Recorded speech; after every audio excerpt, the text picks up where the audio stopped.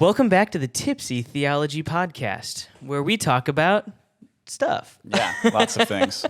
And this is episode number 46. Interesting. 46 is considered the age when you finally get or understand jazz. So if you're younger than 46 and you don't like jazz, don't worry, there's still time. I do actually like jazz. Me too. Not bad. Yeah, I love jazz. Yep, and my dad got me into it. I'm probably like 80 on the inside. Yeah. Because I'm a grumpy old man sometimes. Yeah. Oh, well, if you're 80, you're definitely allowed to be. That's sweet. You have enough life experiences. In my mind, I'm already yelling at kids for throwing their frisbee in my front yard. Yep, That's the age I am. Yeah, you need to build a taller fence.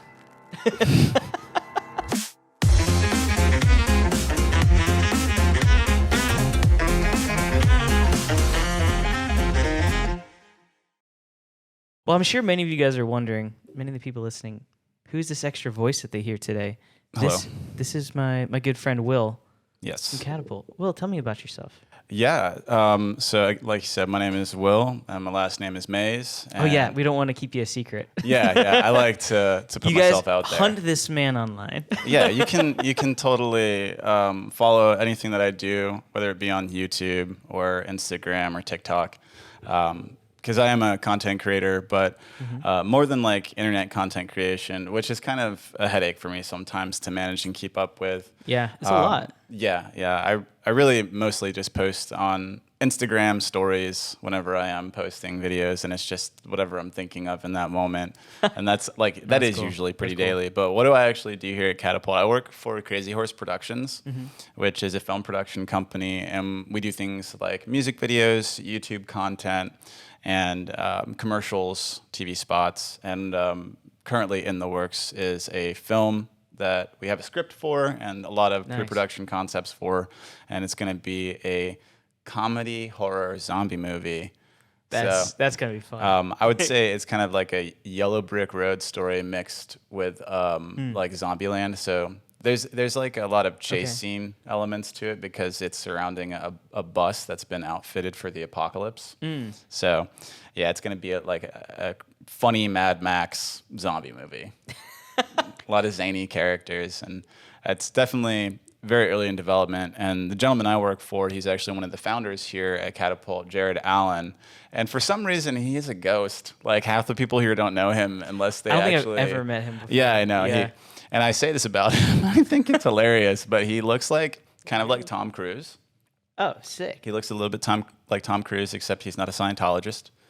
He loves Jesus, so that's good. And he's the upgraded Tom Cruise. Exactly. And he's an absolute wizard. Like, we got to work on a music video together. Is he short too? He is kind of shorter, yeah. Right on. Yeah. Short kings unite. Yep. Well, I can't unite with that. I'm 6'6". But I do support y'all. Thank you. It's good. Thank you. But yeah, he looks a little less like Tom Cruise. He had like super long hair before, like Mission Impossible 2. Oh, right on. Yeah, he had a little bit of that Jesus look. And he worked for him. He did play Jesus actually in a film one time. And if you want to see him in something that was more recent, you can actually find him as the bartender in a Netflix original show called The Right Stuff about NASA. Okay. And he's like the sort of like the bartender who is like their therapist whenever they come back from missions. Yeah. Dude, that's sick. Yeah, he's on Disney Plus. Wow. Yeah, I haven't acted in anything like that, but we've done a couple of shorts. There's Zombie Bus, the movie, the YouTube channel. You can find a couple of holiday specials that we did where I play a zombie. And so that's sick. Yeah, I did a little bit of acting, but for the most part, what I do for the company is create like visual assets. So motion graphics or graphic design or illustrations that will be like used for thumbnails. I've worked on his website a little bit. Right on. And I'm going to be helping with some script writing as well. I do a lot of a bunch of different stuff, and a couple of my friends have dubbed me like a Renaissance man. Nice. I just don't It's do not math. a bad title. Yeah, anytime I say that, I'm just like, I'm terrible at math. That's like my worst subject. I'm like just trying to like do spreadsheets is a real headache. You know, so organization isn't my strong suit. But I've been drawing because you're a creative. Yeah. And I've been drawing since I was 8 years old, and I started with like Ninja Turtles, and that's just sort of turned into I love them. Which one's your favorite Ninja Turtle? Extremely violent in the 80s, and it's changed throughout the years. When I was 8, it was Leonardo because he was the leader, and I was just like, yeah, swords. And then it became Michelangelo for a while. I never had Raph as a favorite, although I would say that me as a person kind of actually reflects Raphael a little bit more. Yeah. Just to give you a little insight about me. And on the outside, I would say that I probably look a little bit more like Donatello, which is why he's my favorite. He's very introspective. He doesn't like violence. And he is just like really technologically savvy. And so I like to think of myself as being tech savvy. That's pretty cool. Yeah. But here at Catapult, Dang. That's a thoughtful answer. I wasn't expecting. That's good. But as far as like the biggest thing that I'm doing at Catapult right now, I'm down in the maker space and we're doing 3D printing down there, just making connections and networking and getting contracts. And as of today, I'm designing a robot. So sweet. Yeah, it's very, very So exciting. cool. One of the coolest things I think I've ever been asked to be a part of and actually get paid money for. Like, Yeah. But it's going to be kind of like a little box droid that has some AI assistance to it, so it can like learn your behaviors and your patterns, and it'll be a little like room assistant for cool. kids. And it's going to be like a kit patching thing, so where you can put it together. And it's going to be a couple of months before we get a full prototype put together, because like literally it's like the inception of it in the last couple of weeks, and he just signed me on to do the actual framing, and he's going to be doing the coding and all of the actual internals for it. So I just have to make it look cool. Dang. Which is what I like to do. So. And for those that don't know, that aren't from Lakeland, Florida, or if you are in Lakeland, Florida and you don't know, we're gonna learn you. So Catapult, 'cause we've said that quite a few times. It's like a shared space / incubator space for a lot of entrepreneurs or people that work remotely that just want somewhere besides their house to work. Yeah. That's probably a very bad pitch, but no, it's great. I feel like that. And there's so many cool people here. There's a lot of cool stuff. That's how we met. Yeah. Just kind of roaming around here and it's like, oh, who's this guy? Yep. You get lots of opportunities around the coffee station in the kitchen. Absolutely. To meet and network with people. And like that's like kind of how I've been sustaining myself financially recently. Just being in between like a regular day job, like hustling and talking to people. And a friend of mine downstairs named Kara. Well, she's actually in both spaces. We love Kara. Yeah, Kara's great. We love you, Kara. And she has been an absolute blessing to me. Just like she knows a lot more people because she's been here for longer than I have. And so she's been mentioning my name to people and getting connected. And so I'm doing some work with East of These as well, which is super exciting. Yeah. Yeah. And just spoke with Taylor and Taylor yesterday. They're an amazing married couple, Taylor and Taylor. It's good. Check out East of These on Instagram. Yeah. Like shouting people out. Plug all of Catapult. It's awesome. Yeah, I can. Actually, so next, well, so should we get a little? I'm a little thirsty. Are you thirsty? I would love to have some sort of beveragino, adult beverages. So we're drinking your guy today. Yeah. Your favorite guy. Is it your favorite? I would say it's definitely one of my top faves. I've had some stuff like from microbreweries, like there's Sweetwater, which is, that's going to need a can opener. Yeah. Sweetwater has this like passion fruit beer. Okay. It's like passion fruit and some other fruits. It's got like pears and apples in it as well. Dang. But it's very much that sort of soury cider sweetness that you get like Angry Orchard. It's just that Angry Orchard is a bit more one note. But as far as I understand it, cheers to you. You have some and cheers to you as well. You have some interesting factoids. Oh man, I hear you're just setting me up for this. I love that. So, that is delicious. It's very appley. It is. I guess it makes sense because it's a cider. Yeah. Interesting. People listen to this. They like to. I don't know if you guys like it, but I do it. Talk about just some interesting things about the drink. Yeah. And this one, the origin of it. So Angry Orchard is a brand of hard cider owned by the Boston Beer Company. And also, Boston is probably one of my favorite cities I've been to. Never been. In the U.S. so far. It's incredible. It's worth checking out. It's a really cool history. Just really cool things to do there. Cool architecture, too. I love you Bostonites, you know? It is great architecture. It was really cool. Yeah, it's very colonial. It's very nice. Mm-hmm. They went and photo scanned it for Fallout 4. Did they really? They really did. Wow. Yeah. That's pretty cool. Fallout 4. There you go. It's a good game. So it was launched in 2011 and quickly gained popularity in the United States. The name Angry Orchard is derived from the name of the apple orchard in Walden, New York. where the cider was originally developed. Cool.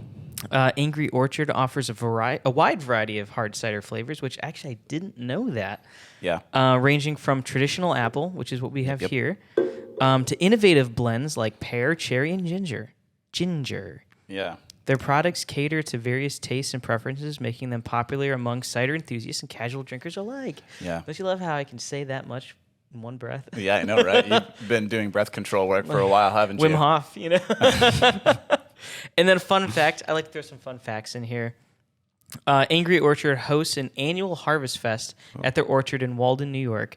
This festival celebrates the fall harvest season and features live music, cider tastings, orchard tours, and other festive activities. It's a great way for cider enthusiasts to immerse themselves in the cider making experience and enjoy the vibrant atmosphere of the orchard. I would definitely love to take Beautiful. a trip to an orchard. That would be sick. I mean, just like the atmosphere. I should say I have been to a lot of apple orchards. Have you? I grew up in Northeast Ohio. We do have quite a few of those. Cool. But not one that turned it into the fun juice. Yeah, they were just sending them out all natural. Yeah, right? Yeah.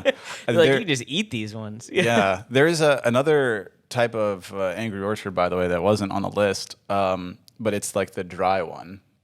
It's like Angry Orchard dry. Really? Yeah. And it's almost like the way that it feels in your mouth is like a dry wine. Oh, whoa. It's really interesting. It makes your throat feel dry, but like something about the flavor is just really on point for me. Yeah. And I really like to get the variety packs, and I end up drinking that one first because, and then I'm sad that it's gone. Where'd it go? I have to try that one out. I will say for me, Angry Orchard is one. It's not my favorite cider. Yeah. Sorry, guys. And I think it's because it's just too sweet. Mm-hmm. So I wonder if maybe like the dry one or some other ones might. You probably would. I like might the enjoy dry that one more. better. It does include 16 grams of added sugar, so That's a lot of sugar. it is actually, yeah. Wow. And I didn't realize that. So 18 grams total. Yeah, so you've got the natural sugars, and I think that the dry one actually does have less sugar in it. It's definitely a lot less sweet. Okay. But 'Cause I found I like bitter stuff a lot more. I've discovered. when it comes to like adult beverages, for sure, I'm really into like just something that's more than one note flavored and like an added bitterness with not too much sweetness. And I think really affects whenever a person is tasting something is how much their palate is used to sugar.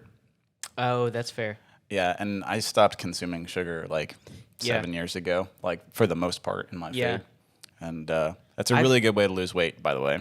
That's fair. Yeah, sugar's in everything. It's also highly addicting. That's also true and on point.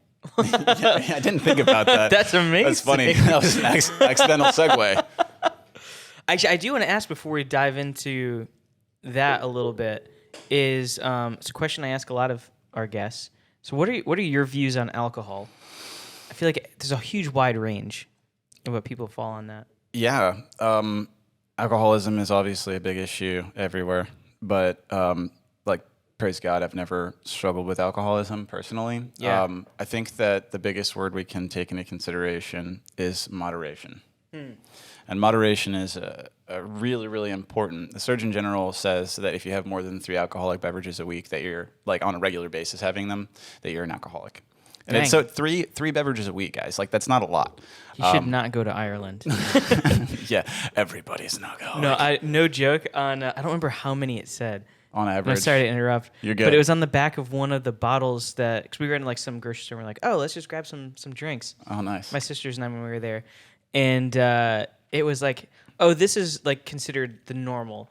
And I think for men it was like 8 a week or something like that. It was like 8 to 10 a week. And I was like, dang, these guys aren't kidding. I'm not sure if that is like to the point, like, because I know like if you have one beer every couple of weeks, it's like going to flush out your kidneys. But I think that's kind of doing the opposite.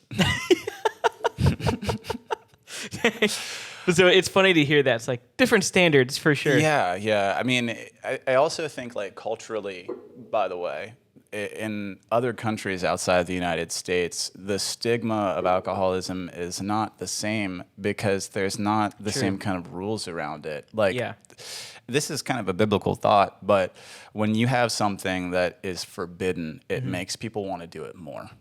And that's just human nature. Yeah, we're rule breakers. Yeah, if there's a sign someplace that says no smoking, you can guarantee that you're going to find some 16-year-old smoking a cigarette in front of that sign and posting it on their Instagram and being a delinquent. Absolutely. We've all done it. Yeah, I mean, I haven't done it, but we've all done it. I did actually do that in one way or another. Yeah. You know? I think I was the one that took the picture actually for the guy that was smoking the cigarette, because I wasn't smoking cigarettes, although I did at one point. And addiction to nicotine is bad. I still struggle with nicotine. Yeah. But to finish answering your question before we get into the topic of addiction, I think that like the Bible's pretty clear about certain standards. Jesus made the best wine at the party, so drinking wine is not a sin, or any alcohol really. I think that it's like what Paul said in Galatians chapter 5 is that if you can look at your life and it is a pattern that you could be labeled this, right? No matter what it is, whatever deed of the flesh it is, whether it's alcoholism, whether it's jealousies, dissensions, violence, sexual promiscuity, if you're delinquent in these things on a regular basis and it's a pattern of your life, then that's when it becomes sin. And it says that you should really, really be very wary, and woe to you, those people who are making a pattern of it, because you're not going to inherit the kingdom. Like it's like you want to be labeled as a saint. Yeah, absolutely. Which is the title that we're given regardless of our sin pattern once we're born again and have been receiving the Holy Spirit. But yeah, that's my thing with alcohol. Although my parents, they don't really like it very well. Sorry, They parents. Sorry, mom, papa. They turn their nose up at it. But I think that they would be excited to see this episode regardless of the alcohol. Thank you for watching. Yes, thanks, Mom and Dad. Listening. Love you guys. Thank you for watching. If you pay, thanks for listening. And if you're a freeloader. Yeah, help this man out on Patreon. Absolutely. If you do, subscribe. if you guys like what's going on here and you do want to support the show, then check me out on Patreon. We got a link in the description. It's down below. Love you guys. Yeah. Thank you. Dude, this guy's hyping me up. I love it. Got you covered. I feel like I'm supposed to be hyping you, and you're like, pay this man. Yes. We gotta. But yeah, support our we local don't shame here alcohol. No, never. So if you don't like it, that's cool. There's still theology here. Did you like it? There's also theology here. Yeah. And we're gonna have fun talking about it. Yeah. And so we've said this word addiction a lot so far. Yeah. And that's where we're going. Yeah, for that first segment here, I think is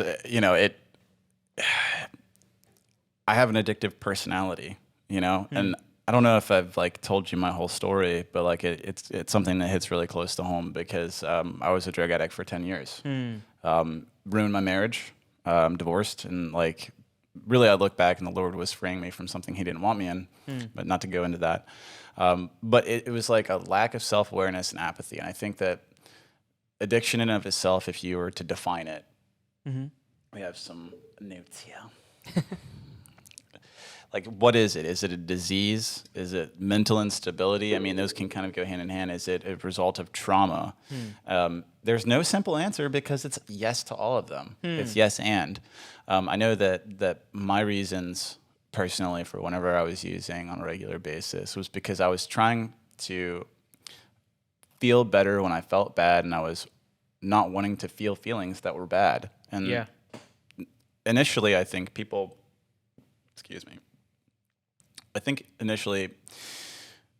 when young folks, whether they're teenagers or college students, they're like, hey, I'm at this college party. Let's have some fun. Let's get hammered. Let's, take whatever illicit, illegal drug is there, whether it was a prescription drug that somebody brought that they had in their cabinet, or if it was they went to their dealer. Nobody at those first initial meetings is thinking, hey, I'm going to get hooked on this. I just am stressed out from class, and, I want to let loose. And before you know it, it's like you've slipped over the edge of a cliff. And the question is, how far down did that person go? Did they have to get to rock bottom before they can start climbing out? And for me, definitely, I had to hit rock bottom to go no lower. But it is, in my opinion, a self-destructive choice regardless. It's a selfish, internal choice to want to check out and escape rather than deal with what's right in front of you. Yeah. But that doesn't go without saying it without compassion towards people, because I'm one of them. You know, I'm a grateful believer in Jesus Christ, who's going to have that black bird flying over my head occasionally. You know, like this darkness that wants to creep in eventually. It used to be like a 20-foot giant standing over me. But eventually, as I kept my eyes forward on self-improvement, being self-aware, allowing myself to feel emotions and not thinking I'm going to just die because everything felt like I was going to die. Once I repeatedly, week after week, allowed myself to feel those feelings, I realized it's better to feel alive and feel pain than it is to just feel nothing. That's what eventually happens with people that have addictions, is that they get to a point where being high or drunk is their normal, and to be sober is unthinkable. And it doesn't feel like being sober because it just is like all these voices and thoughts and terribleness and illness, physical illness that comes from having that substance that your body is now attuned to. But it's not that dissimilar to dependency on prescription medications. So I have a little bit of statistics here about addiction just in the United States. So it's not for the world at large, although there are drug issues in the UK and across the world as well.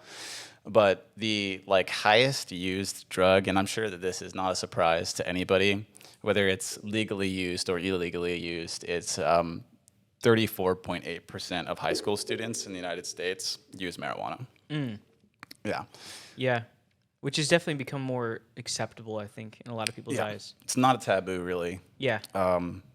I think a lot of parents would probably disagree that don't know that their kids are using it. But prescription drugs are just as big of an issue, even though it's not quite as high. You do drop down, at least in teenagers, from that 34.8% to 8%, and the highest being Vicodin abuse.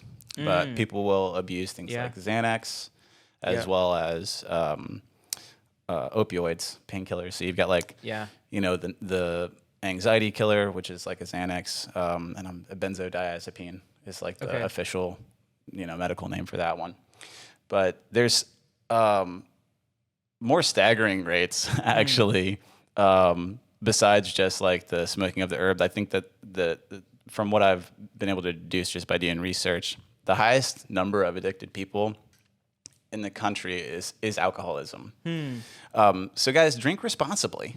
Like seriously, if you're gonna do something like what we're doing, don't slam back 2 6-packs. Just in moderation, like we said earlier. Just 1 6-pack. Yeah, just one. Well, between the two of us.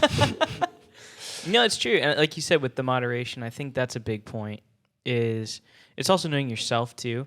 Yeah. Because I think there are things. There are many things that have a purpose and have a use, and we can enjoy them in the right context at the right time.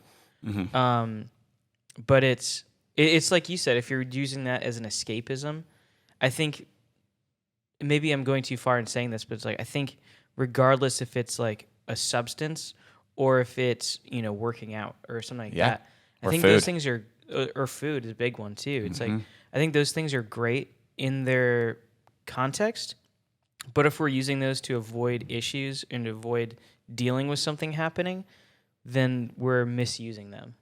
Is that fair to say? Yeah, absolutely. I mean, to talk a little bit more about that, marijuana was one of the substances that I abused for almost a decade. And I, to this day, still don't think it's evil. I think that it can be used as a very powerful tool to help people. Like I've seen people who have Parkinson's, right? Yeah. So that is a very, very debilitating disease, but you can take one small dose of a THC oil that you drop on your tongue, and you can literally function like a normal human being. Wow. It's mind-blowing. Really? You should put a clip up and show somebody doing it or something. I don't know. But yeah, or a link. I don't know how YouTube's going to like that. I don't know. But either way, you can find it.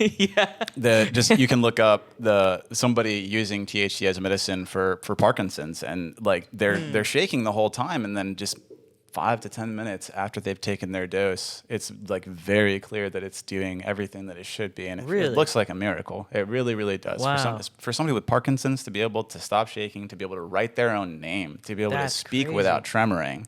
Wow. Yeah, it's honestly beautiful.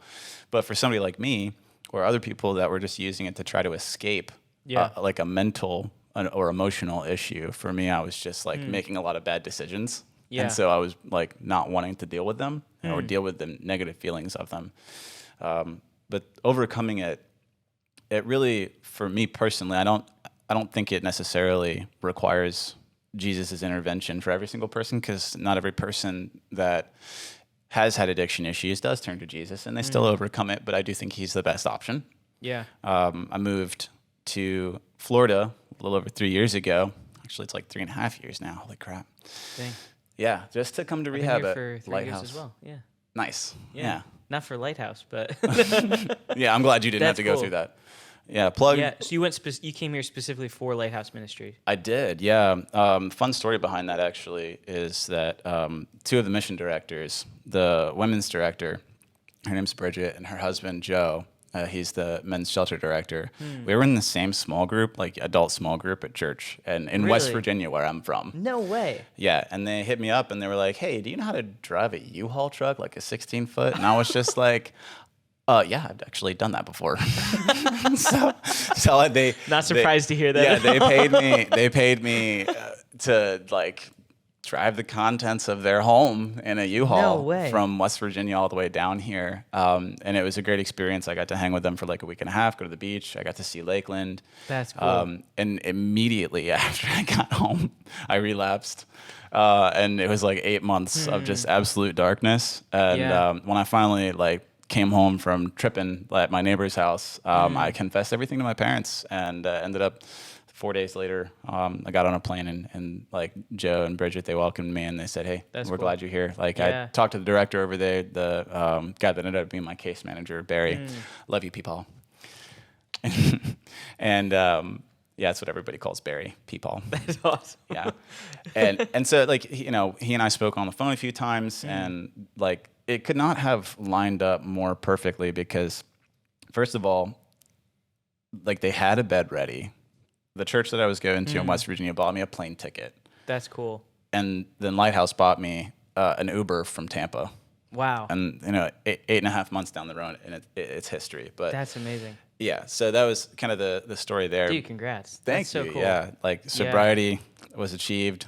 And Yeah, that's incredible. I'll say one more thing about my time, and then we can just talk more generally. Yeah. The very first day, whenever I first got out of rehab, like not even kidding, day one, like I was done.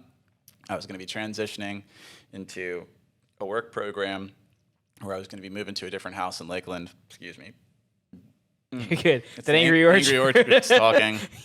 But day one, this guy who was one of the shelter guests, he walked up to me. I was sitting at this park bench over by Lake Mirror, just calling my mom. He walks up to me and he like starts talking about some weird stuff that I'm not going to go into. He was really strange. But he said, "Do you smoke, bro?" And he put a dab pen on the picnic table in front of me. Whoa. Like he didn't just ask. It was like on a silver platter for me. And I just Wow. remember like time froze for like a split second. And like I literally saw words like floating in front of my eyes. And it was, "If you do this, your life will come to ruin." Wow. And so I just like looked at the pen, looked at him, and I was like, "Man, get that out of my face. I'm staying high on Jesus." Like literally I said that. Wow. And like from there forward, I knew like I'm done with this, That's cool. Because God's not done with me, and I've got a lot of work to true. put forth. But yeah, I think that the key things for people is that they have to be willing to experience negative emotions to overcome addiction, because when you've been apathetic or when you've been numb to it for so long, everything's dialed to an 11 like a spidey sense. Yeah. You know? Yeah. Yeah, so and then self-awareness, whenever your emotions are running too high or too deep, it's like, okay, well, is this real? Is it valid? Why am I feeling this way? And is it really that much that it's going to destroy me? You know? And can I get through it? So with help, it's very possible. Yeah. Yeah, it's not something that I think people should try to do alone. Yeah. Ever. Absolutely. Yeah. Yeah, that's because there's so much that has to change. Because I mean, you're talking about changing like your whole lifestyle at that point. Yeah, it's starting over. That's huge. Yeah, that's a big thing. And I'm definitely so encouraged when I hear people have those victory stories over that, where they're able to do that. Because I definitely know people that struggle their whole life. Yeah. And it's like, it doesn't have to be like this. There were guys. So when I keep taking over and talking about stuff that I've experienced. Dude, the here. more you talk, the happier I am. Okay, cool.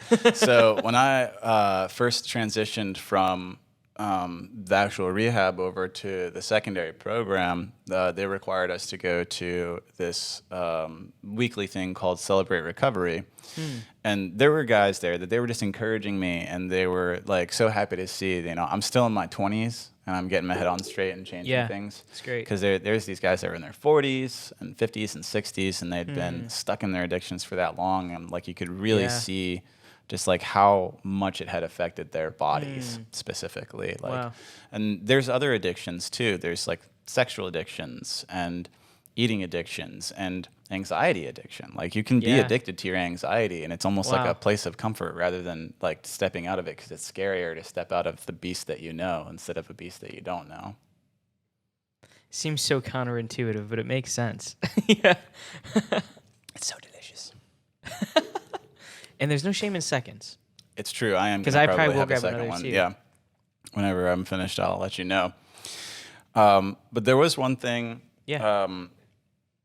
that I really wanted to talk about was how music can be therapy for people that are suffering from addiction. Yeah.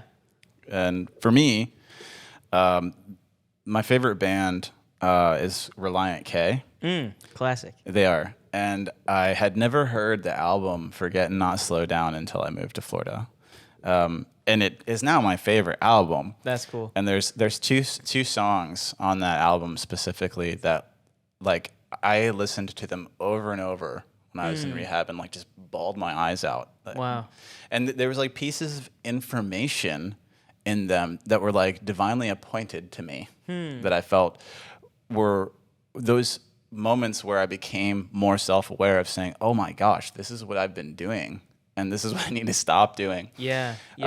So like the lyric breakdown, I won't go through everything on like the whole song, but I'll just do like the chorus here. There's a song called Forget and Not Slow Down. And the chorus goes like this: I'd rather forget and not slow down than gather regret for the things I can't change now. I'm going to stop there for a second.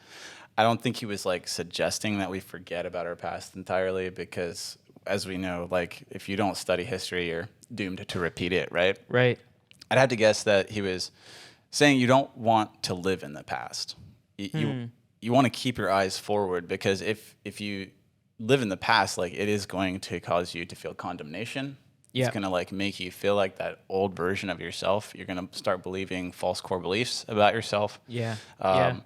But you'll be overcome by all your regrets. And self-loathing. That's also, self-hatred and condemnation. That's huge. But we don't want to accept who we used to be. And that's what he says in like the next set of lines here. It's, if I become what I can't accept, resurrect the saint from within the wretch, pour over me and wash my hands of it. So at one time or another, an addict is going to, fall to a version of themselves that their past self or their future self would look at and be like, wow, that's terrible. I don't want to look like that person. But like we desire to have a right standing with society. I think as human beings that are built for like being interconnected and interwoven with community. Yeah. And then we also want to have a right relationship with our families and with our friends and ultimately within ourselves. And so it's like, it's talking about this internal change. Resurrect the saint from within the wretch. He's almost like two different people, but it's that concept of being born again. And I think even if you are already saved, born again, and struggling with addiction, that's how it was for me. Like I relapsed after I got saved. For months, 8 months, I was just in this complete apathy, and like the Lord had to wake me up. But it's our core beliefs about ourselves, and if we hold on to the lies that the enemy tells us, because he's going to definitely try. Yeah. But that was another one. or the other one is from a song called Over It. And Over It is about getting over trying to figure out who you are. I was like, really? Dang, that's a message. Yeah.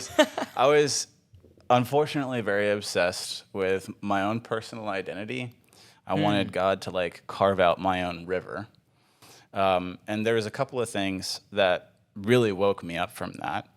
The truth is, like, changing and growing, it's like this constant evolution, and we can't fully 100% know like what direction that's going to take us. Yeah. We might be asked by God, or a door opens that takes us in a direction we never thought. And, you know, to use personal experience, I never thought that I'd be a 3D printing engineer. I just thought that maybe one day I'd be able to afford one and be a hobbyist and make crap for myself. That's you cool. know? Yeah. But now that's like literally what I'm doing as work. It's amazing. You know, it is. It's really cool. I'm having a lot of fun. But I wouldn't have like necessarily chosen it, you know? So I never imagined that it was part of my purpose or who I am. And yet that door opened for me, and then I was able to walk in it. Yeah. And Yeah. I wouldn't have done it if I had been holding on to an idea of a particular identity so hard. But this song, Over It, I'll admit to who I am the day I come to understand. I haven't got a clue. I've been searching for a few years now. Yeah. And people are they're trying to find their purpose. Yeah. Everybody is. And there's like countless people who live their entire lives, and by the time they retire, they still feel like they didn't walk in their purpose. It's true. That's scary to me. Yeah. You know? Yeah. But the Lord himself has a purpose for you, Paul. He has a purpose for me. He has a purpose for all of you guys. It's true. And even if we don't know what it is, we can just seek the heart of God, and he's going to open those doors and reveal each piece of the puzzle as time goes on. Yeah. I will say for myself, I think one of the things that I've found throughout my life, and it's been one of those things that I don't remember how much I've shared even on the podcast, but definitely with my friends here, is, there's a lot of times where I think we really do know what we're supposed to do or what we like to do. Yeah. But there's something holding us back from doing it. And what I mean by that, I'll give my personal life example. I think and this is no shame to anybody when I say this, and you'll understand why I said that, is when I was a kid, all I ever wanted to be in life was a musician. And I was like, I want to just be like playing in bands. I want to be in the studio working with people. Shredding. Like, I love music. I just want to be around it. Yeah. And I just want to do it. And the response that I heard from pretty much everybody around me was, okay, cool. So what are you going to do for money, though? I'm like, well, I mean, that's what I want to do. I don't know how the money works yet because I'm also, 12. But this is what I want to do.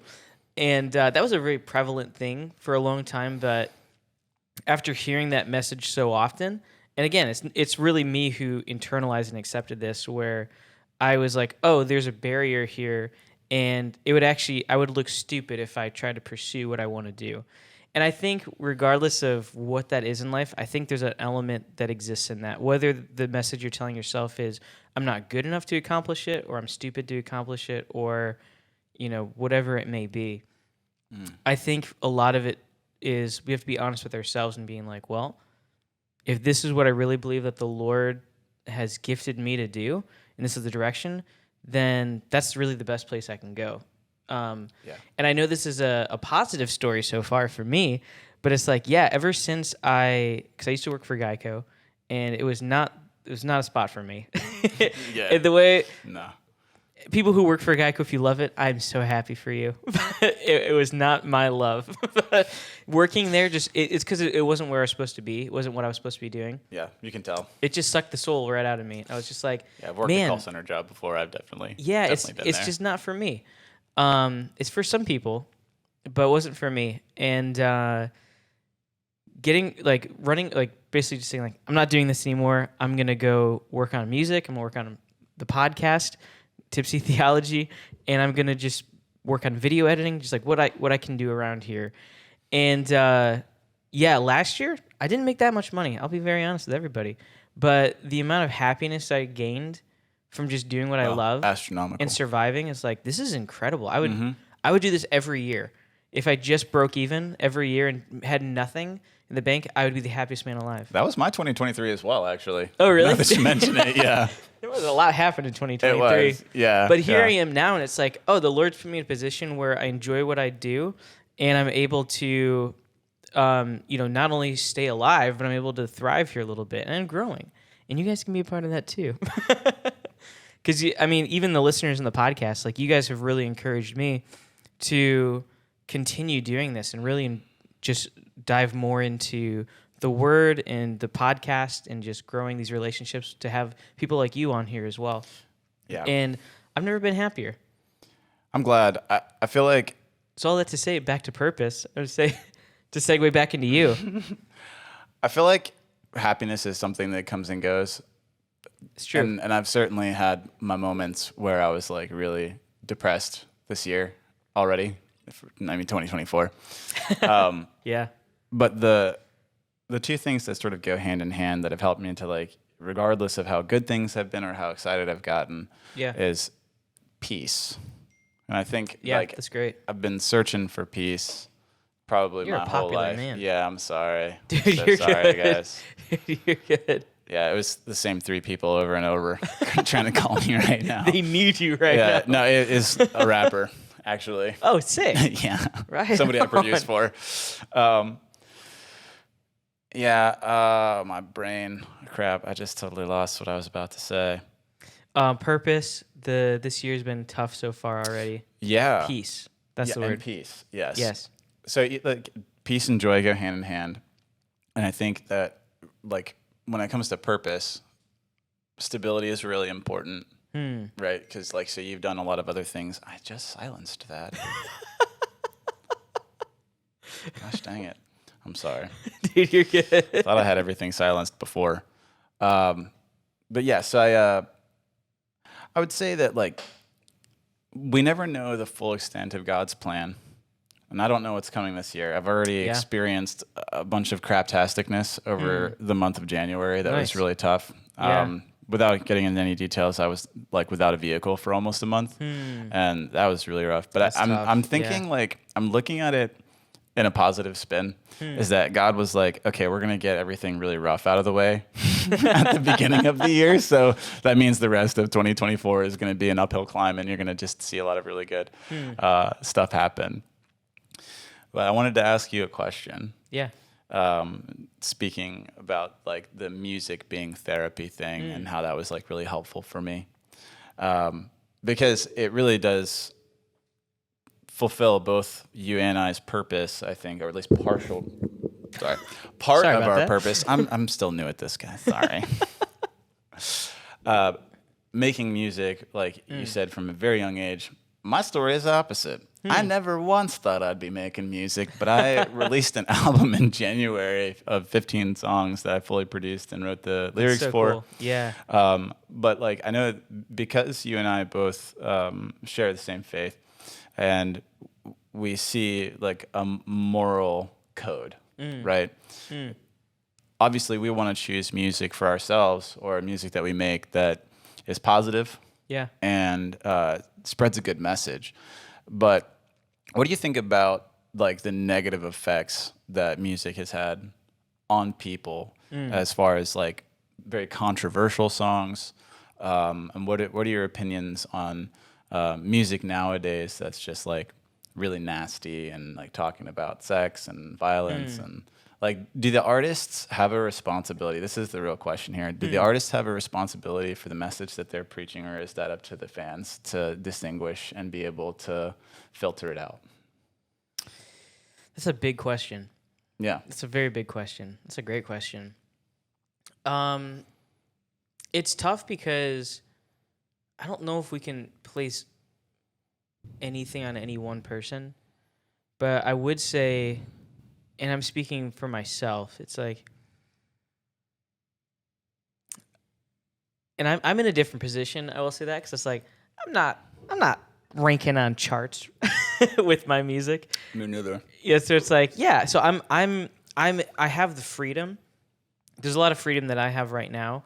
My decisions I make are different, but the freedom that I am speaking for me personally, right? Obviously, the freedom that I have is I get to create what I want to create. Yeah. And so for me, I get to figure that out as I go. I don't have 15 people telling me like, this is your brand, or it's like I get to shape that kind of how I want, which is nice because it's like, okay, I only get to release when I want to release, whether that's soon, whether that's long, and I get to write and produce the way I want to do it. But with that, it's like, yeah, but if I write a song that people hate, probably not going to release it. So I think that's where there's that audience inside of that too. Like the people that do listen to my music, if I play a song live for them, like, hey, what do you guys think? And they're like, that sucked. And I'm like, okay, Dang. let's go back to the drawing board. Or I play like, we love that song. It's like, Yeah. okay, great. This is something that not only do I enjoy, but my fans enjoy too. Yeah. Striking the balance of finding what your audience likes and what you like. When I was in art school, Sterling Hunley, my sketchbook professor, he said, you're trying to find three-sided box. And what that means is it's an open box to where you can shine your light of whatever it is that you're feeling like you want to express. And if you're boxed into just a category based on only your audience, then it's a four-sided box and you're trapped. Yeah. But that three-sided box allows for the open expression of whatever it is that is coming out of you creatively. Yeah, true. And there is some nuance to it. I would say that to be able to do what you enjoy, but have more than a niche audience that is like a very, very small number, because we're all very unique individuals, and maybe what our ears find pleasing might not be that many other people's. It's true. Same kind of ear situation. That very well could be. Yeah. And that's where I think that's the creative side of it too. It's like, well, first I think, why are you making, in music, for example, why are you making music? And there's a lot of answers to that, and not any of them are wrong, I don't think.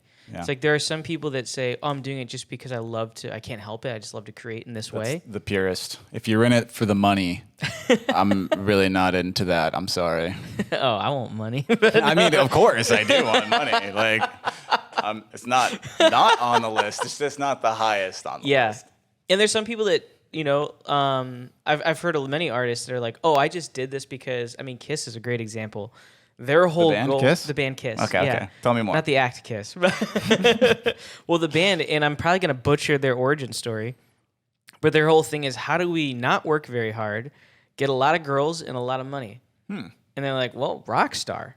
Yeah. And they're like, okay, cool. Well, we need to change our names to find some very stage appropriate names. So that's why they pick their names, and they're like, okay, cool. Now we need to get like our get up. Like, how do we present ourselves on stage? What's the brand that we make? And they're like, okay, they figured it out. And they're like, okay, cool. Now we should learn how to play instruments. Wait, they didn't know how to play? They didn't know. They're freaking legends in the rock world, and they were not musicians. And you think about that, the influence that they had, and their whole goal was fame and money, basically. Yeah. And so with that... They got good music. Right, it's very catchy. Yeah. It's very catchy. And so with that, it's like, yeah, are any of those things wrong?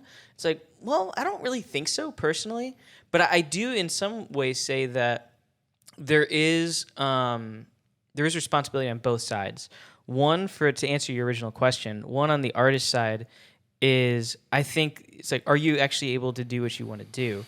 Mm-hmm. But then there's the audience side. It's like, are you consuming what you want to consume? Yeah. And if you're in it to just purely create, then great, do that. But if no one likes it, don't be mad, because you're creating what you want to create. Yeah. But if you're doing it just for money and people are buying it, and it's like, well, you're doing what you were planning on doing. And I think that's where it kind of falls on an audience side. It's like when and maybe this is people have heard this a lot. It's a pretty cliche thing to say. Is like, yeah, every time you listen to something, every time you go to see something, or we interact with something, it's like we're basically buying into it and saying like, I like this, I want this more. Yeah. And so if we're upset with music today, I am. And even with that, that's even like a very narrow way to say it, because there's so much music that's being created. I would say I'm appalled by the mainstream music industry. Okay, yeah. And I think with that, even it's a very complicated thing where it's like, oh, where does it actually begin? Is it the people that are purchasing, or is it someone telling people that they need to buy this? You know what I mean? Yeah, I also don't. I So it's don't put confusing. all of the blame on just the artists because, like, I really think a lot of them are pawns to the production companies or the labels that sign them. I saw a video from a rapper that I think is terrible, and if you like 6ix9ine, I'm sorry. Oh, dang. He's dropping names. Yeah, I don't mind too. But he outed the music industry himself. He said it's a rigged game. He said that the production company that he works for, they said, you write this kind of music or we're going to bring you lyrics that talk about these certain things and are pushing a certain agenda. And if you don't like that, then we're going to cut you off. And Dang. so he said, that really happened to him. And Wow. now he feels like soulless, like it's not even fun for him. He's not enjoying the process anymore. And I think, is it Young NBA or NBA Young? I don't know. It's another rapper that I don't like. And he straight up said, like, some Illuminati stuff. Like they approached him and basically were wanting him to sell his soul for the industry to promote evil ideas. Dang. Like perpetuating violence and sexism against women. Like just like the very nature of a lot of hip hop music, unfortunately, does seem to push those, especially nowadays. And I think that one of the biggest perpetrators of that, and like, I'm not really trying to diss you, Eminem, but you are the prime example. To everybody here. Yeah, like his lyrics, like you have to think about like what they're putting in their lyrics. What are their songs like alluding to? What is the censorship rule on this podcast? As far as Cuss words.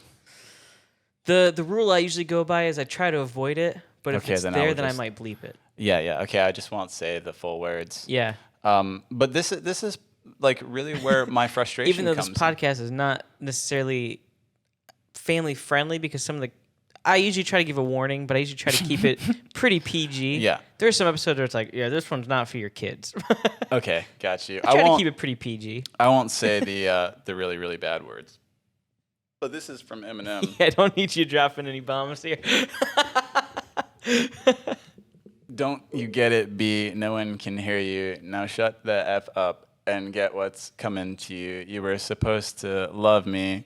Kim choking. Now bleed, B, bleed, B, bleed, bleed. And that is Dang. Marshall Mathers, LP. I mean, it's like, if this is, like, and also, if you look at a lot of his songs, many of them are sexist, hateful, violent, and they promote drug usage. I mean, he literally has a song called Blue and Yellow Purple Pills. And I can tell you that I listened to his music whenever I was doing drugs all the time. And it made me want to do drugs more. Interesting. Yeah, absolutely. And like I started having ideas about women at that time before I knew Jesus that were very, very twisted and wrong. And I have to wonder, like, how much of that is on Slim? How much of that is on him? Like, how many people are influenced by the things that he says and start thinking things a certain way because of what's being slipped into his songs? And for him, it was very overt. But with somebody like Jay-Z, right? We know he has some dirty songs, but there's a song that I know that many people are probably very familiar with called Empire State of Mind. It's got 3 verses in it. It's very catchy. It's concrete jungle where dreams are made from, right? But in the 3rd verse, he says, "Mommy took the bus route. Now she got her bust out. Everybody ride her like a bus route. Hail Mary to the city, you're a virgin. And Jesus can't save you. Life starts where the church ends." Jeez. Like that's in like one of the most catchy songs of the year when it came out, And Travis Scott released a song called K-pop, and it was about a ketamine pop. It wasn't about giving an homage to the K-pop industry, and it was not a well-received song. But it's just like, this is like my problem with the modern music industry. And so I think personally, I do feel like there is responsibility very heavily on the artist to not push something that's garbage. Yeah. But it also is probably people around them that are influencing them as well. Yeah. Well, I think in a lot of ways, I think even for ourselves, because I think there is a lot of blame that we can place on ourselves, and I'm not just like I'm not a victim blamer here, but but I think there's a lot of things where it's like we do have control over what we consume, and stuff like that. It's just like, yeah, if that's not helpful, that's not beneficial for you, it's like, Yeah. definitely stay away. That's not good, They because music. slip it in though. Oh, That was the for point sure. that I was trying to make, is that it's sneaky. Oh yeah, yeah. And so what are you consuming? I mean, you have to be Yeah. more careful and I think vet it more carefully. And I think that's It's one true. thing that a lot of people fail to do, is like the beat slaps and they don't Yeah. even listen to the lyrics, but eventually after listening to it 100 times, they're actually memorized even though they didn't realize it. And It's they're true. singing, life starts when the church ends. Jesus can't save you. And they love Yeah. Jesus, Right. you know? Yeah. And I think that speaks as well to how powerful music in particular is. Yeah. I mean, I think everybody who's ever listened to music can say, oh, yeah, when I have a bad day and I listen to sad music, I get sadder. And when I have a bad day and I listen to good music, I get happier. Yeah. And It vice seems versa. counterintuitive to listen to Right? sad music when you're sad. It's true. It's like pouring water on yourself in the pool, you know? Yeah, making music has become that thing for me, you know?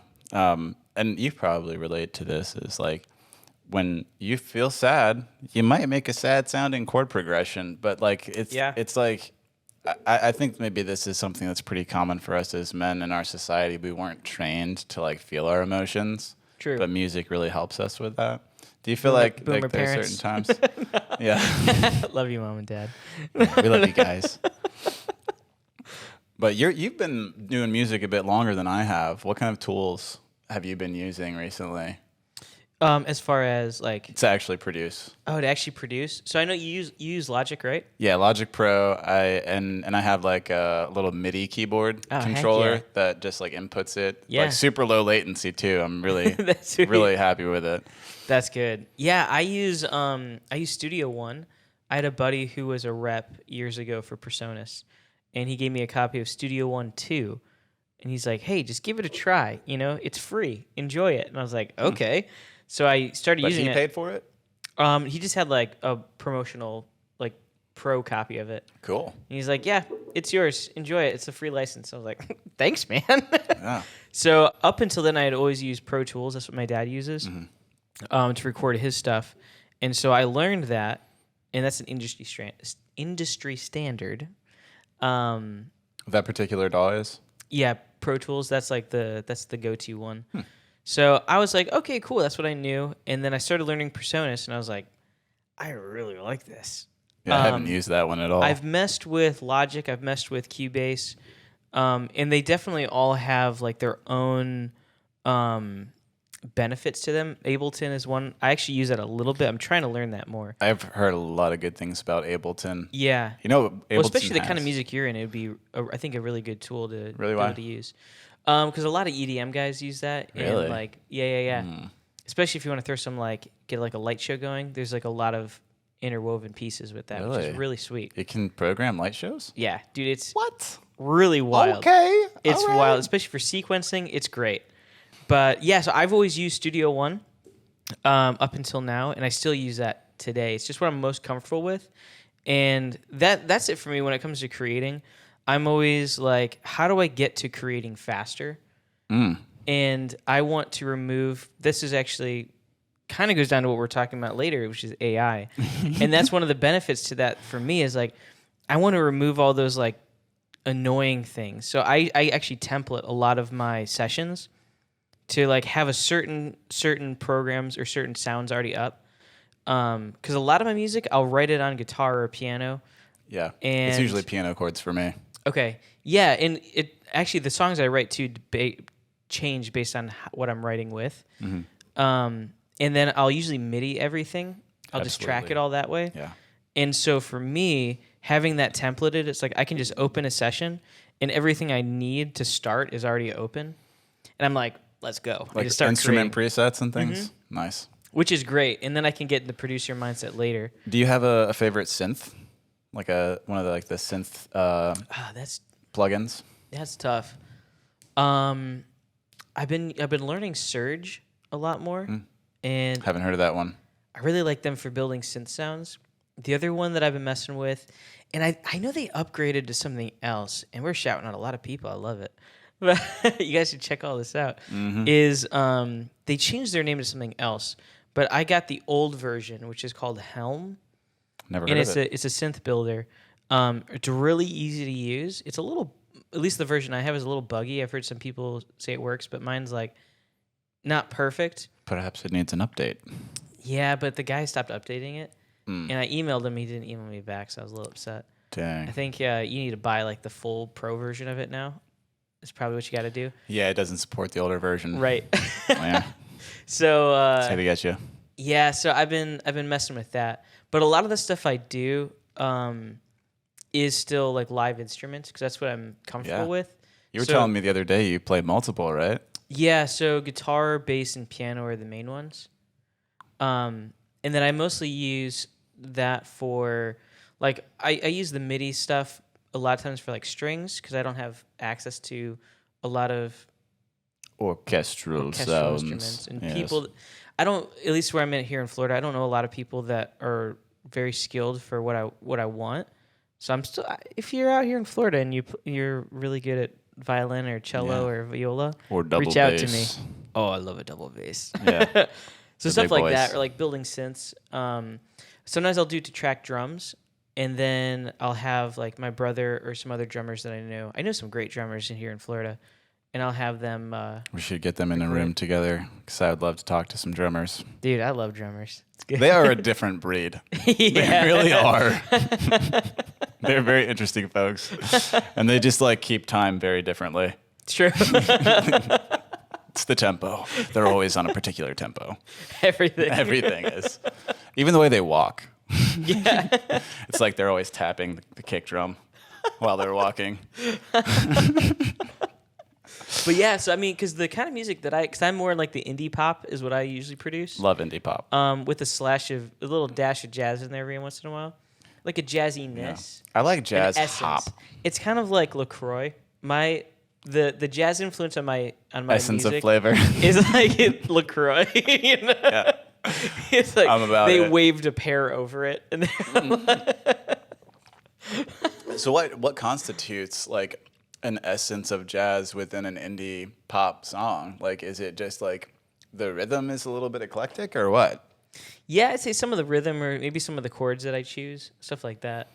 Yeah, jazz chords, man. Especially when I go live, I tend to play a little jazzier when I play live. I feel like playing live jazziness, that just kind of like, if you are into jazz, it probably just, it seems to be the more natural, like, Yeah, like you kind of groove a little bit. Yeah, And I love like the old like classics. So I'll play those a lot, like Paper Moon. That's one of my favorite songs of all time. I like to play that I haven't one. heard that in a while. Or like the one that I've been learning recently that I really like is what's it called? Gonna sit right down and write Haven't heard myself of a it. letter. Dude, some of these old jazz standards have the longest names on planet Earth. Like a Fall Out Boy Like Fly Me to the song. Moon, that's another one. Yeah, of course. Love that song. I play that live a lot too. Do you sing it too? Mhm. Cool. Yeah. You're gonna have to let me know whenever you have another like live show so I can come. I will. Actually, I think I'm playing end of March, sometime in there. Let's go. I'll let you know. Yeah, I'll let you know. for sure. Yeah, But you what about you with music? Yeah, I guess to not go too deep, but to give you like an overview, I generally, well, first of all, I've only been making music for a little over a year, and I had no inclination of doing it. Although my dad has been playing guitar since he's 12 and he's in his 60s now, and my brother, he picked up two instruments. He plays guitar and piano, and he is almost as good as my dad within cool. like 4 or 5 years. Wow. And he's better at strumming than my dad is. That was like the craziest part. My dad can do 3 different rhythms, one rhythm here, and one rhythm here. For finger picking, he is insane. Not quite Tommy Emmanuel, but he's good. Yeah. That guy's a legend. That guy's insane. Insane, My for goodness. sure. But it all sort of culminated when I made this soundscape, and it was like this very electronic synthy soundscape that it's like 7 minutes long, and it went through like a bunch of different energies, and I was using it for illustrations just to play while I was like, I would listen to it while I was drawing, and then I showed it to a couple of people, and I was like, hey, I want to share this with you, and they were like, bro, you should make beats, and I was like, no, I don't do that. And then it was like 4 or 5 more people later, and I was like, okay, fine. And so I started on GarageBand. Classic. Yeah, I know. Yeah, just it was already on the iPad, and I was like, you know what? Let's try it out. And eventually, it moved over to Logic, and I learned a lot of really, really good foundational stuff about music production, mostly using like loops and things that were preloaded within GarageBand at first. And I think that my creativity, as far as like just me as a creative, was able to take some sounds that maybe other people wouldn't have, because like I've looked online for a lot of different things that people have made with GarageBand, and my first single that I released, which is called The Vessel Returns, was made with sounds completely from GarageBand. And then I exported that and like made a Logic Pro version for iPad, because it's like entirely compatible. It has all of GarageBand sounds plus thousands of more. Makes sense. And it just remastered it, and like that was a track that I made just playing around the same time that I made the soundscape, and then I structured it properly for an actual song. That's cool. And it was, everything was loops at that time, like the first few songs that I made. But I started learning, and not everybody's going to understand this term, but whenever you're thinking about like playing an instrument, especially like for me, where my brain thinks in keyboard, you have 1, 2, 3, 4, 5, 6, 7, 8 keys, and that makes up the key that you're playing in. And so the triad chords that make up, all the way through, I learned what sounds a certain emotional resonance for, like, say, if you're starting on a C, like say you're in the key of C and you start on an A. That's technically a 6. Yep. Yeah, so It'd be a 6 chord. Yeah, a 6 chord. If you go 1, 6, it's gonna sound kind of like moody. And so whenever I started like learning emotions, because I do not know how to read music at all. It gives me a headache. It's kind of like how I feel about math, honestly. Music is very mathematical. It is, and I'm realizing that, but it might help me to learn to love math one day, which I really need to do, because it helped me. Numbers, I will say that. Numbers are important in life. Yeah, and keeping track of things and being organized. But like each part of making music is so different, because like coming up with a melody versus your rhythm versus like the percussion and like a good bass line, you have to think entirely differently for each one. It's true. But then somehow make them interplay perfectly to where they don't sound dissonant from one another. Yeah, yeah. But I did do something, speaking about what you said earlier, with you're always trying to figure out how to make the process easier to manage, take less time. I actually, in preparation for this podcast, I made a song. You've already heard it. Yes. And I made it in about 20 seconds. Dang. Yeah. Guys, it was AI. It wasn't me. But I'm going to... Say 20 seconds is quick. I know, right? But I have seen... have you seen that like young black kid on YouTube? That he like can make a beat in like 45 seconds and it's freaking fire. Yeah, he's using FL Studios, I think, and he's got like the Scorch plugin that Travis Scott's producers like to use, and he is fast. Wow. But I want to play you guys. This is called FL Studios. I used to play that when I was a kid. Mess around with that. People actually no idea use what I was it doing. for pro stuff. Like there's some. It's actually a pretty decent. It is. Yeah, it's a decent DAW. But people steal it a lot. That's what I know. People they get it illegally a lot. I don't know anyone who's paid for it. I believe this is about like 20 seconds, maybe 30 seconds long. I won't play the whole thing, but it's called City Lights and Neon Dreams. Mostly, even the lyrics were written by an AI, but I just changed a few of the lyrics to sort of fit what I thought sounded cooler. So I'm gonna just bring the mic. I'll play the audio. Yeah? Yeah. Okay, my bad. I'll plug it in. No, you're good. You're good. So should I just play it for us? Yeah. Okay, cool. And I'll just insert it. Okay, cool. That way they get the pure sound.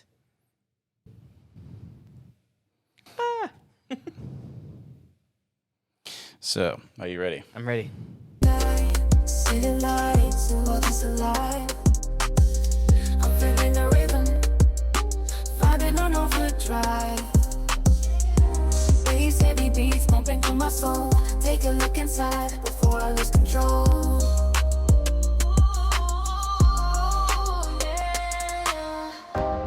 In this concrete jungle where dreams take flight, I'm chasing neon dreams under the city lights. Keep it light, electrify the scene. This is my anthem till all the lights turn green. That's crazy. Dang. It makes me angry, honestly. Like, I literally put no effort in. Like, I'll read you the prompt. Hang on. Yeah. What did you use for that? So it was called Suno AI. Okay. And you don't even have to like download an app. Just all online. It's completely online, and I didn't even have to log in. I did not even have to make an account.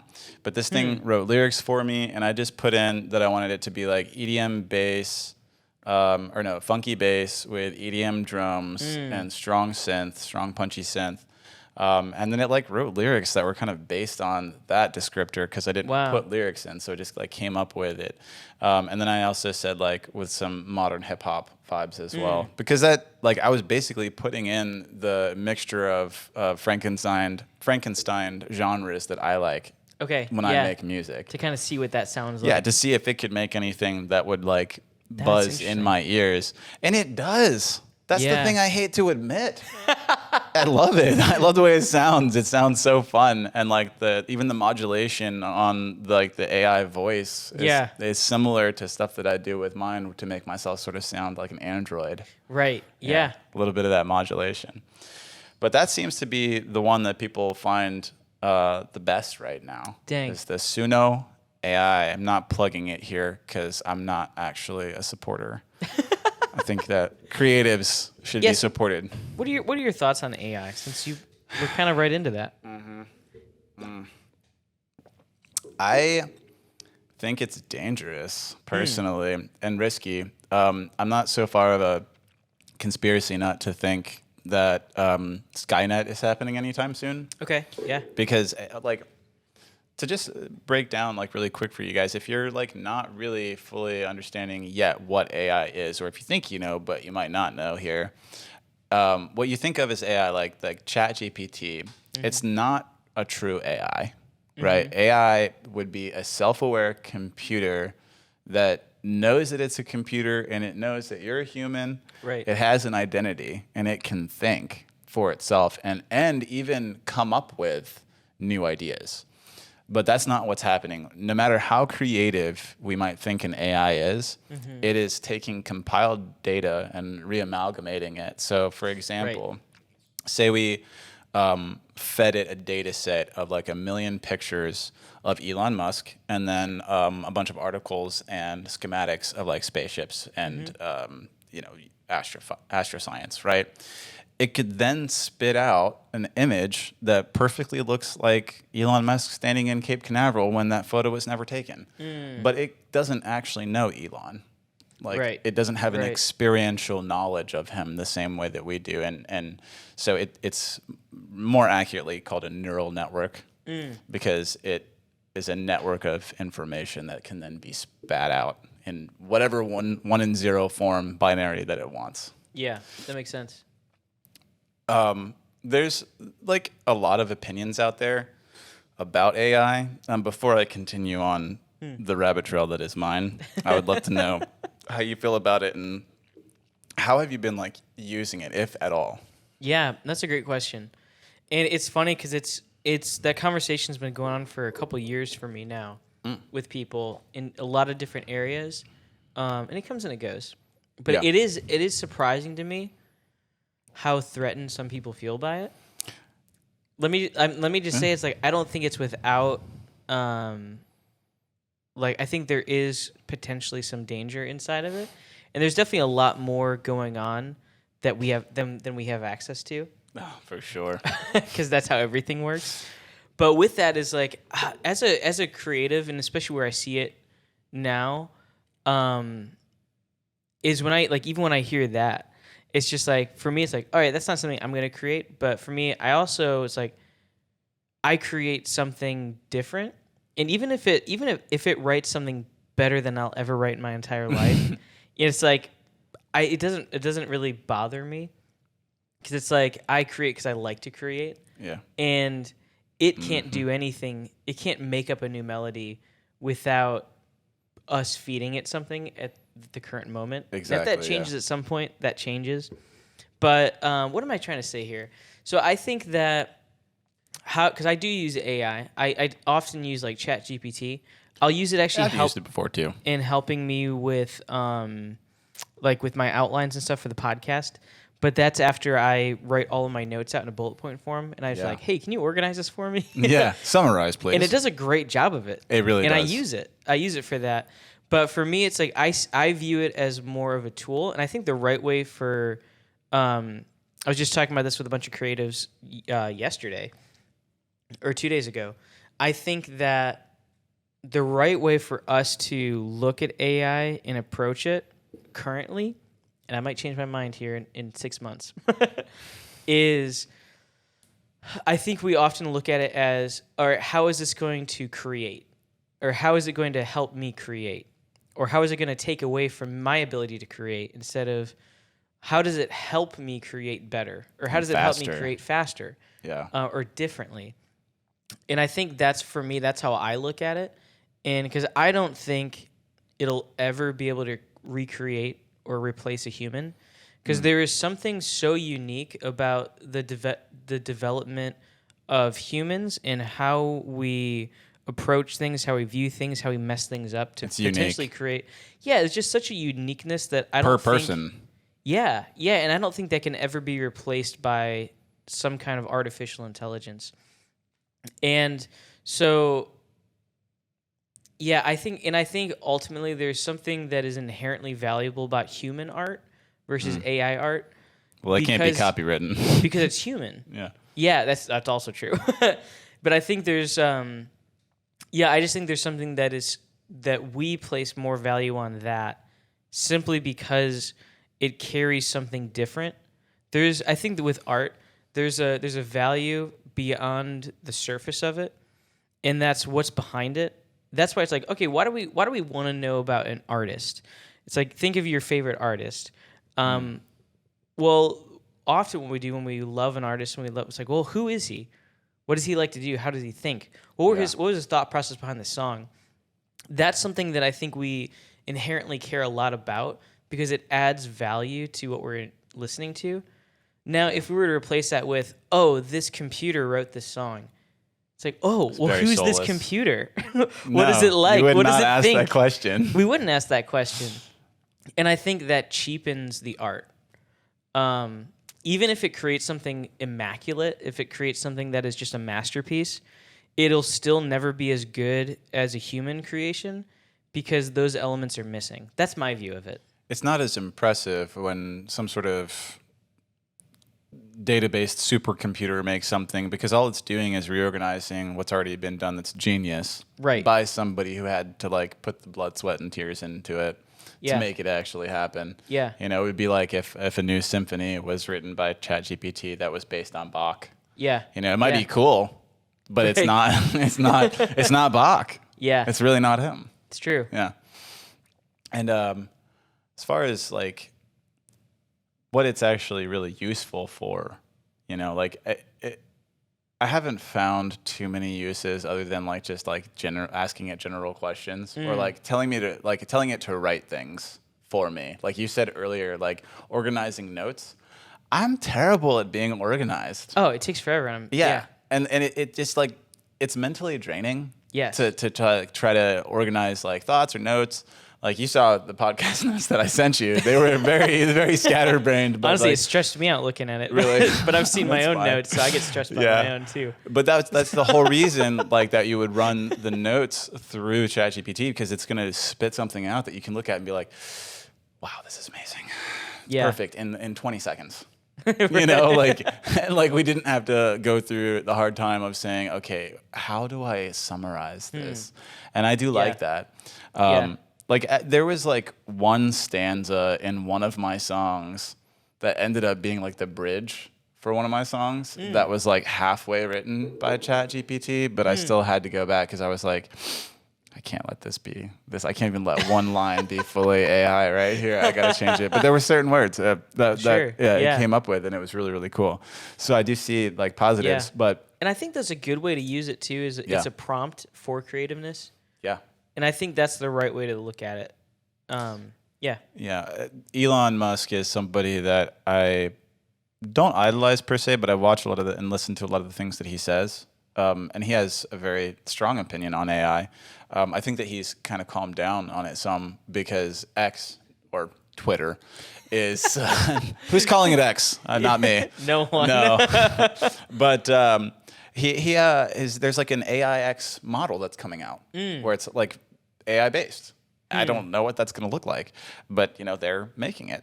I feel like if you can't beat him, join him. Yeah, but Elon said at a tech conference not too long ago that and I'm paraphrasing here because I don't have it pulled up, but he was like, the question isn't whether or not it's like dangerous. It's like there is a risk. Yeah. Right. And it's not that you can ever really control it because it's like once the genie is out of the bottle, you can't put it back in. Right. But he said, how can you guide it? Because that is possible. If it's not like Skynet, which it's not going to be. It's not. That's very far away, guys. Don't worry, okay? But you can't really 100% control it because like that level of AI that he's talking about is a thinking entity of itself. And the only risk that he seems to think that there is right now is what are we going to do for work? When AI is so good that we aren't needed to operate factories anymore, or robots are so advanced with their automation that they can go and do all of the heavy labor jobs, dangerous things like oil rigging, or digging underground, building roads, building construction on buildings. Robotics and AI are going to be put together for that within the next 50, 20 years. Sure. I don't know. Who knows how long that's going to take. But it's like, what will we do with our time? And how will income work? Sure. Like he's looking like, I think Elon was like looking way further ahead rather than like, how is it affecting people's jobs now? Because there are companies that are implementing AI to take over things. And like even before AI became a thing, there was an automated system that cued sounds for a TV station. And my dad worked at this TV station for 18 years and they cut him off. They let him go because they had an automated system. AI wasn't even a thought at that point. But it was just like sound cues. It was a sound cue system. Yeah. But with like the deeper level of automation that AI brings, people are going to lose their jobs. Companies are going to downsize on the amount of employees that they need, and there's going to be a robot arm that can think for itself, taking their place. Yeah. And I think that's the part that bothers me the most because I can tell, like you were saying, like when it comes to art especially, there's a very clear line differentiating AI art, whether it's visual art or music, from real life people making it. It's just like there is an AI jank, Yeah. You can hear Valley. It. Yeah. Yeah. That's a really great way of looking at it. It's similar, but I like that a lot. I didn't have any other thoughts. I can't take credit for it, but I wish I could. Yeah, no, Valley. Well, what do you think about this? Because I think this is a thought that I have a lot. And I think it's something that I'm saying this based out of what we've seen in history with where new technology is introduced. Everyone's like, oh, I feel like it happens constantly. Everyone's like, oh no, this new thing's coming out. Everyone's going to lose their jobs. And it's like, well, you lost that job. That job got, more efficient. Sure. To the point where we don't need you to do that anymore. But now we need you to do something else. And I think that's where I view AI is like, when we look at certain jobs, like, I don't think those will be necessary anymore because AI is capable enough to just get it done.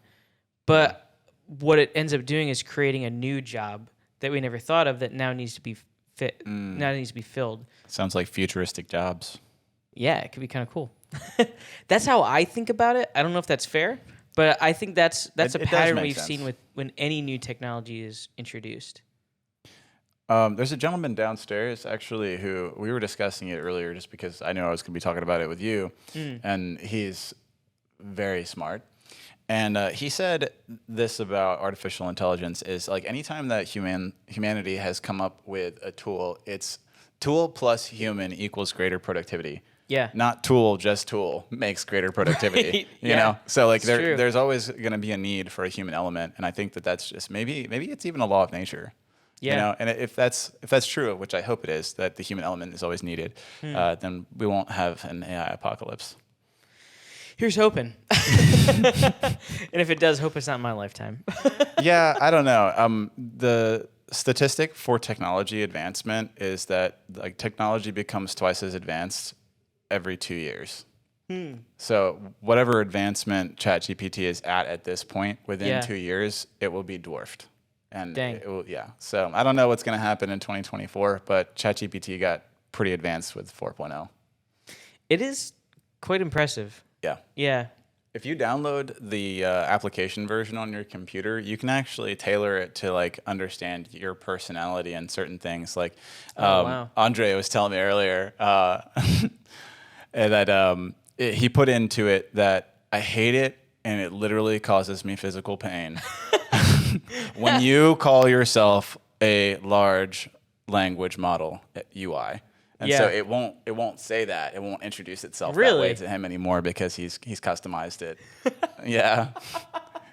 And it like understood his like euphemism of like saying that it causes him physical pain, knowing that that wasn't like literal. Yeah. And I thought that That's was hilarious. incredible. Yeah. That's funny.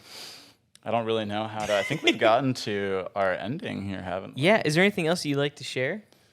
Oh man, I just I really want to say thank you for inviting me. Dude, thank you. Yeah, like I just feel like we connect super well as like creatives and thinkers, and it's not that surprising for having met here at this quite industrious place, Catapult. Yeah. And also if we're plugging things, We are. is I was that- about to ask you. Yeah. Okay. Yeah. Cool. What do I have going on? Where can people find you? Where can they interact with you? Yeah, so let's start with Instagram. Yeah. My Instagram is where I post all my art. So visual Nice. art, if you want to see my illustrations that I've done and stuff from the stories that I'm working on. There's characters, lots of different character art. And so you can go check it out there and see what I've got going on. But I also have some videos on YouTube, and I've got music videos on there from songs that I've done and other people that I've worked with, as well as 3D printing content on there. And you can find me on Instagram at Maze Art Online, and that is MAYESART online. And then my YouTube channel, it's a mouthful. I'm so sorry. Dude, you're good. It's Icarus, like the Greek legend, _ vessel. So it's ICARUS _ the, and then _ again, VESSEL. And Nice. yeah, that was just because of. We'll put links for that in the description. Yeah, so you guys that'd be can great. Check all Awesome. that out too. Yeah, and I do have a TikTok, but I don't really post on it that much. I think it's the same as my YouTube. Okay. Yeah, so I'll send you a link for that as well. Yeah, please. Yeah. I'd love to get that on there so people can. And you guys know all of his socials already because you're his fans. You better at least. Yeah, and if you don't, subscribe and click that bell icon so you don't miss anything. You got that right. Yeah. Say something nice to me on leave a review on Spotify, Apple, however you're listening. Oh, I I'd am love to see actually you guys' on good Spotify reviews. as well. I almost forgot to plug Oh, the album. dude, plug your album. I gotta plug the You got a whole album out. Yeah. It came out on January 15th. It's under Icarus, and the album name itself is Flip the Script. So if you just look up Icarus, Flip the Script, you'll find all 15 songs. It's a bit genre bending. Right on. There's some jazz hop in there. There's two sort Okay. of slightly jazzy songs. I don't know if I ever showed you one of them. And then it's kind of a cross between like indie pop and EDM. So hope you guys enjoy it, That's and sick. I'll be looking forward to seeing my stats go up. Right on. You guys better listen now. Don't make me look like a fool here. Dude, thank you again. Yes. Appreciate you. It was wonderful. And I'll talk to you guys hopefully sooner rather than later. Peace out.